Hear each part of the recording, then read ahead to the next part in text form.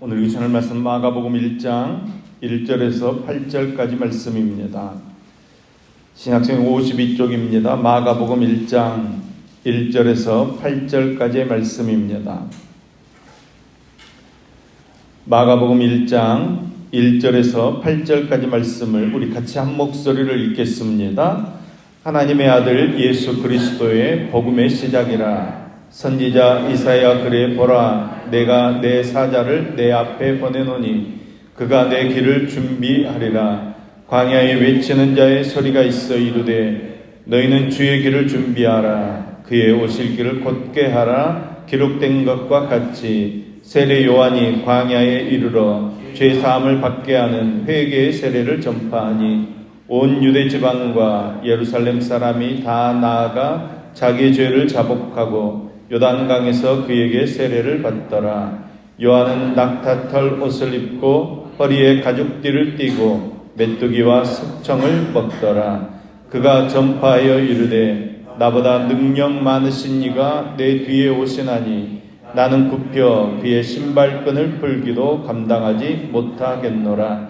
나는 너희에게 물로 세례를 베풀었거니와 그는 너희에게 성령으로 세례를 베푸시리라. 아멘, 아멘. 오늘은 마가복음 1장에서 3장까지 말씀을 통해 하나님께서 주시는 은혜를 함께 나누겠습니다. 1장 1절 말씀을 보면 예수님의 공생의 사역이 바로 소개되고 있습니다. 하나님의 아들 예수 그리스도의 복음의 시작이라. 마가는 과감하게 예수님의 탄생 기사를 삭제해버렸습니다. 그리고 예수님의 공생의 사역부터 바로 기록하고 있습니다. 그리고 예수님의 공생의 사역을 설명할 때도 다른 복음서에 나오는 많은 이야기들을 다 삭제해버립니다. 그리고 꼭 필요한 내용만 기록합니다. 구약의 예언대로 세례 요한이 회개를 외치며 사역을 시작했고 또 예수님께서 공생을 시작하시기 위해 세례를 받으시고 광야에서 40일을 계시면서 사단에게 시험을 받았다가 이렇게만 기록하고 있습니다. 세 가지 시험의 내용도 기록하지 않습니다. 그리고 바로 14절 말씀에서 예수님께서 하나님의 나라의 복음을 선포하셨다 이렇게 말씀합니다. 그리고 16절 말씀에서는 제자들을 부르십니다. 그리고 21절부터는 가르치고 고치는 사역이 바로 나오고 있습니다. 이렇게 다른 복음서와 마가복음을 비교해서 읽어보면 마가는 예수님께서 공생애를 시작하시자마자 정신없이 다니시면서 말씀을 전하시고 귀신을 내어 쫓으시고 각종 병자들을 고쳐주시고 전도하러 온 갈릴리로 다니신 것으로 기록하고 있습니다. 그래서 많은 사람들이 큰 무리가 예수를 따라다녔다 이렇게 말씀하고 있습니다. 마가복음의 핵심은 왜 우리가 예수를 믿느냐 하는 것입니다. 인생의 문제를 해결하고 예수 믿는 것이 아니라 진정한 제자 되기 위해서 예수 믿어야 한다는 것입니다. 오늘도 저와 여러분이 내 인생의 문제 해결하려고 이 땅에서 잘 먹고 잘 살려고 예수 믿는 것 아니라 진정한 예수의 제자가 되고 하나님의 백성 되어서 살아있는 동안 하나님의 뜻을 따라 순종할 때 정말 가치 있는 인생을 살고 하나님 보실 때 잘 살았다 착하고 충성된 종아 칭찬 들으며 살아가는 하나님의 백성 될 수 있기를 간절히 소망합니다. 이 장은 예수님께서 이 땅에 오신 목적은 죄 문제를 해결하러 오셨다 하는 것을 여러 가지 사건을 통해서 우리에게 설명해 주고 있습니다. 인생의 문제는 죄의 문제입니다. 죄 때문에 우리는 죽는 존재가 되었고 죽음에 이르는 과정에 고통이 따라오게 되는 것입니다. 그래서 죄의 문제를 해결하지 않으면 이 고통의 문제도 해결할 수 없는 것입니다.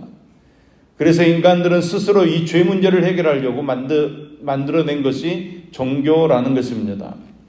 그러나 사람들이 만든 종교를 가지고 선을 행하고 고행하고 경건하게 살려고 노력하면 최고의 휴머니스트를 만들어냅니다. 그러니까 좋은 사람이 될지는 모르지만 이 근본적인 죽음의 문제와 죄의 문제는 해결할 수 없는 것입니다. 그래서 마가는 창조주 하나님 외에는 이 죄 문제를 해결할 수 없다는 것을 우리에게 가르쳐주고 있는 것입니다. 그냥 말로만 하면 사람들이 알 수도 없고 믿을 수 없지만 인간들이 할 수 없는 표적들을 통해서 예수님께서 창조주 되시고 인간의 죄 문제를 해결하시는 분이시라는 것을 보여주고 있는 것입니다.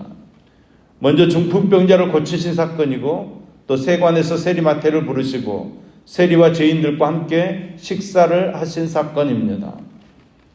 두 사건 모두가 예수님께서는 누구이신가, 어떤 분이신가를 잘 나타내주는 사건입니다. 17절 말씀입니다. 건강한 자에게는 의사가 쓸데없고 병든 자에게라 쓸데있느니라.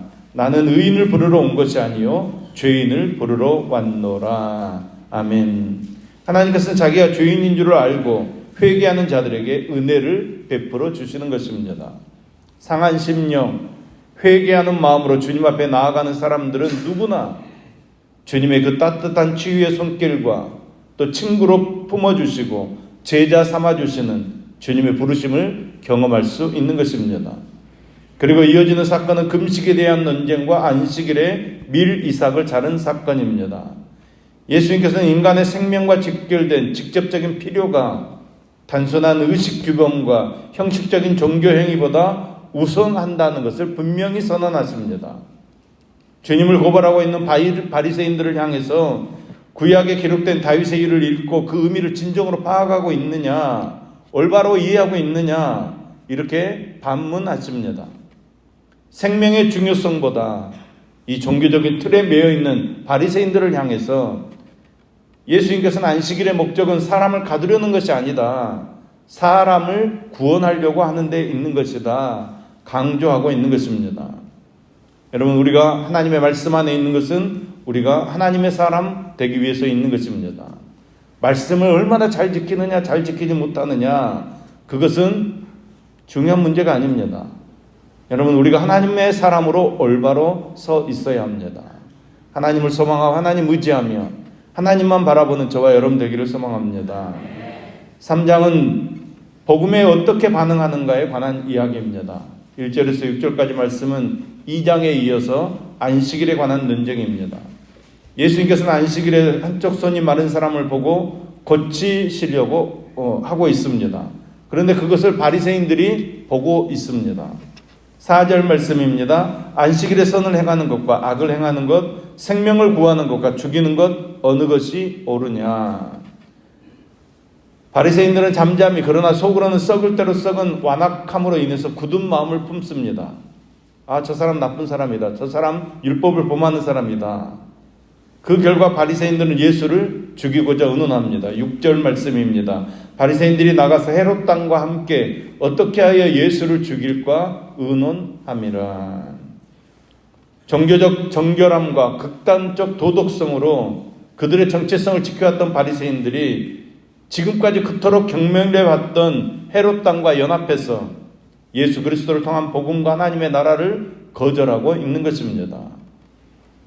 이에 예수님에 대한 사역과 말씀의 능력에 대한 소문이 이제 각지로 퍼지자 갈릴리에서 큰 무리가 따르고 유대와 예루살렘, 이두메와 요단강 건너편과 또 두로와 시돈 근처에서 많은 무리가 예수님을 찾아옵니다. 이제 나병 환자들, 귀신 들린 자들, 혈루병 걸린 여인, 또 이방 여인 스로보닉의 여인에게도 또 어린아이에게도 맹인 바디메오에게도 심지어 이방인이었던 백부장도 모두 예수 그리스도의 복음과 하나님의 나라를 받아들이고 치유를 경험하게 됩니다. 얼마나 많은 인파가 차렸던지 예수님께서는 그들을 피하기 위해 작은 배를 대도록 제자들에게 명령하십니다. 그러나 기득권과 권력을 유지하기 위해 수단과 방법을 가리지 않았던 바리새인들은 복음에 반응하기보다는 복음에 대응하고 있습니다. 이러한 상황 속에서 예수님께서는 복음과 하나님의 나라에 완전히 반응하며 하나님의 나라를 이끌어갈, 가꾸어갈 12명의 제자들을 세우십니다. 그들을 부르셔서 하셨던 것은 14절 말씀을 보면 자기와 함께 있게 하시고 예수님께서 공생의 기간 동안 하신 사역과 권능을 위임해 주시기 위함이었습니다. 그렇게 이해력도 떨어지고 마음도 둔하고 겁쟁이였던 그들이 예수님께서 승천하신 이후에 사도라고 불리움을 받게 됩니다. 어떻게 이런 일들이 일어날 수 있습니까? 예수님께로부터 부름을 받았기 때문입니다. 보내심을 받았기 때문입니다. 이 시간 우리 스스로에게 던져야 할 질문이 있습니다. 우리는 예수님의 부르심에 응답하고 있는가? 복음에 바르게 반응하고 있는가? 세상 권력과 기득권이 눈에 보이는 세상의 권세가 전부가 아니라는 것을 우리는 확신하고 있는가?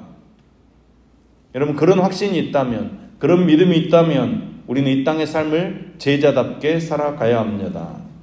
목적을 위해 자신의 권력과 수단과 방법을 가리지 않고 그렇게 경멸했던 헤롯 땅과 손잡고 그들의 굳은 마음을 보인 바리새인들처럼 살아가는 것이 아니라 우리는 참된 예수님의 제자로 살아가야 합니다. 부르심을 받은 그곳에서 부르심을 받은 사명을 위해 예수님의 사역을 이어가는 이 시대의 사도로 살아가는 저와 여러분 될 수 있기를 예수님의 이름으로 축복합니다. 기도하겠습니다.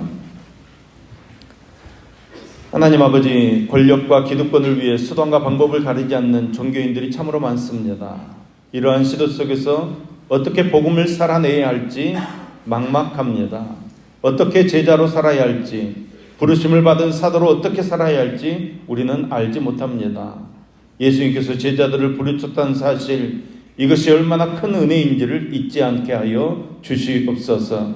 그렇게 부족한 제자들과 함께 하셨고 그 제자들을 믿어주시고 위험해 주신 그 사역들도 우리가 잊지 않게 하여 주시옵소서. 말씀을 붙잡고 곧게 살아가며 예수님의 공생의 사역을 이어가기 위해 부르심 받은 대로 순종하며 살아가는 우리 모두 되어지도록 주님께서 우리에게 믿음 더하여 주시옵소서. 오늘도 우리 안에 주님을 모시고 살아갑니다. 우리의 내면에 낡은 부분들이 있다면 주님을 모시고 살아가기에 적합한 모습으로 우리를 새롭게 하여 주시옵소서.